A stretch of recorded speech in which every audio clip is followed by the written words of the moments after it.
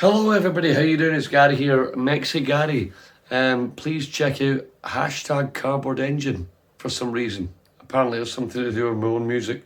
As you well know, this channel is mainly dedicated to the Boss GT-1, which is an absolutely beautiful multi-effects board that we can use live or in studio for amp modelling or pedal, simulation, whatever you want to do, tuners, wahs, all that kind of shit. Now, a lot of the comments that I've had on recent videos have been like, why don't you just get a GT-100 or a GT-1000? Like, okay. Right, okay. I'm not being funny. I'm not being funny.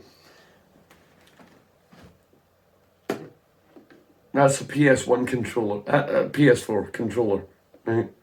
Okay. Let me put that down for a second. Right? So we're all on the same page here. It's a footprint thing, you fucking douchebags, right? You're not douchebags, you're making very valid points, because the GT-100 and 1000 do a lot of things that I'm going to put this down because I'm not playing Fortnite for a change. The GT-1000 and 100 do a lot of things that the GT-1 cannot do. And there's nothing that the GT-1 can do that they can't do. I'm just going to put that out there right now. The only thing the GT-1 can do that they can't do, even though I just said there's nothing they can do, is take up less fucking space. It's tiny. I don't know how much I need to drill that into you. The reason we're doing these videos is to drill home that you don't need all that kind of space. The way I look at it is like, if you're going to use something like this, you might as well use an actual pedal board. Do you know what I mean? That is the size. I mean, the expression switch, the expression foot switch is literally the size of a Jim Dunlop wah. So why not use the real thing? You know what I mean? People say to me all the time, why don't you use the real thing? And I say, well, what I use, the GT-1, is smaller, right? Takes up way less space on stage. You don't have that excuse when it comes to the GT-100, because why don't you just use the Jim Dunlop? Well, you got nothing to say, because this is literally as big, if not bigger, than an actual full floorboard, and I don't know why you would need that. Like, that's the wrong response. I know why you would need that, if you need more effects per song, but us with a brain in our fucking skulls would use this pedal to program, as we've talked about on the channel before, per song. If you're using an auto wah or a chorus or a flanger or phaser or any modulation. And by the way, this is not my first video, so please go back to my last videos and watch them, because I had one guy in the last video that was like, oh, this guy doesn't know what the extent of this pedal board can do. I'm like, I'm fully aware, by the way. It's just this video or that video wasn't about that. It was just, my last video was 5 years living live with this. You know, I play 300 gigs a year in pubs, weddings, you know, sometimes bigger venues. I still take this every time. It's just like, if anything, it's a backup. You know what I mean? At best, it's, well, I mean, most of the time, it's the thing that I actually use. But when it comes to the huge gigs, you really do want the right sound, because last time I was talking about how I'm going to put this down because it's a bit weird for me to hold it all this time. But last time I was talking about how the distortionist sounds on it, like the BD2, the OD1, and the Rat, they're not quite as immediate. They don't they don't have the immediate chunk, regardless of compression.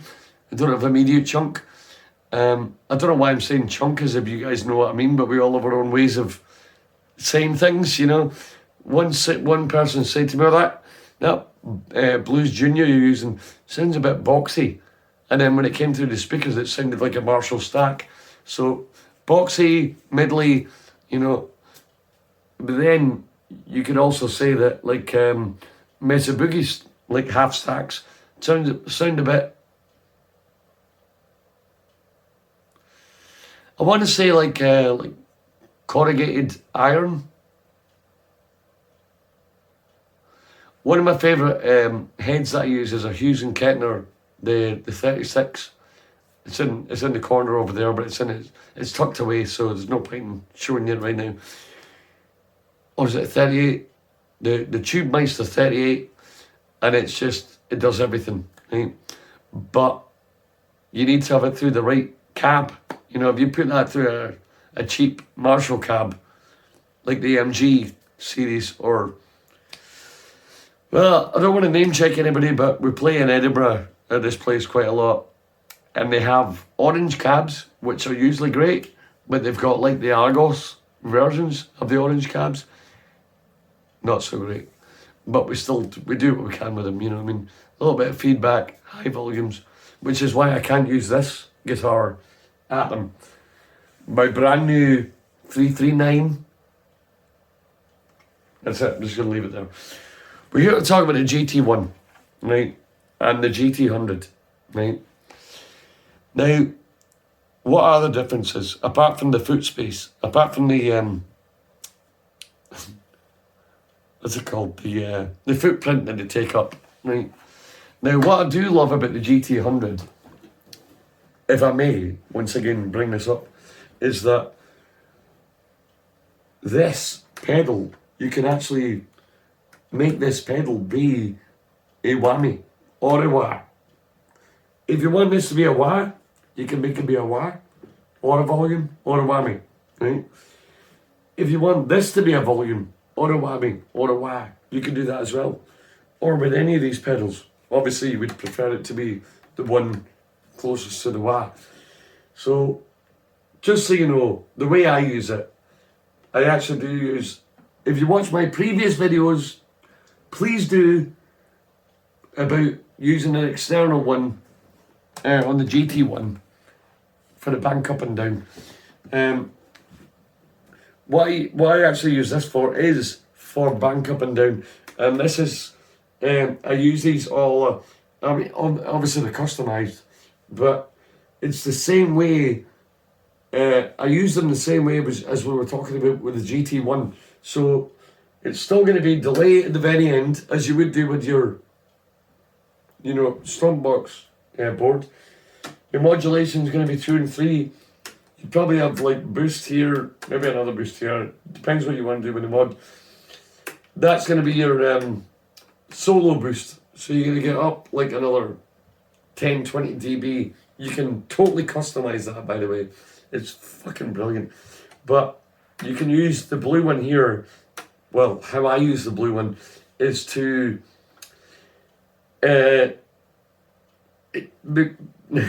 now, here's a weird thing.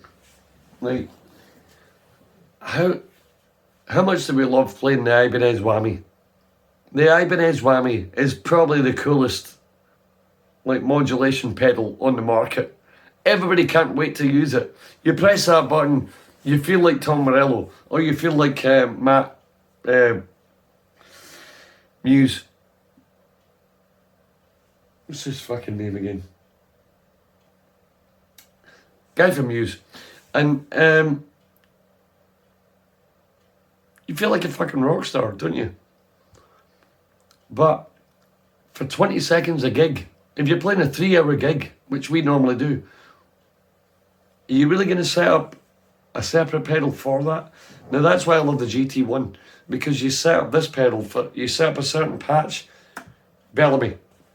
You set up a certain pedal, a certain patch for this pedal that just uses it as a whammy, right? So you can pick and choose when you want to go into that patch, and obviously, the patches that you use the whammy with have always got a rat associated with them, or maybe a big muff or something like that. You're not really going to use a treble boost or an OD2 or a BD2 with a whammy. You're going to use the rat or a big muff because it's just the sound that goes with that kind of style of playing.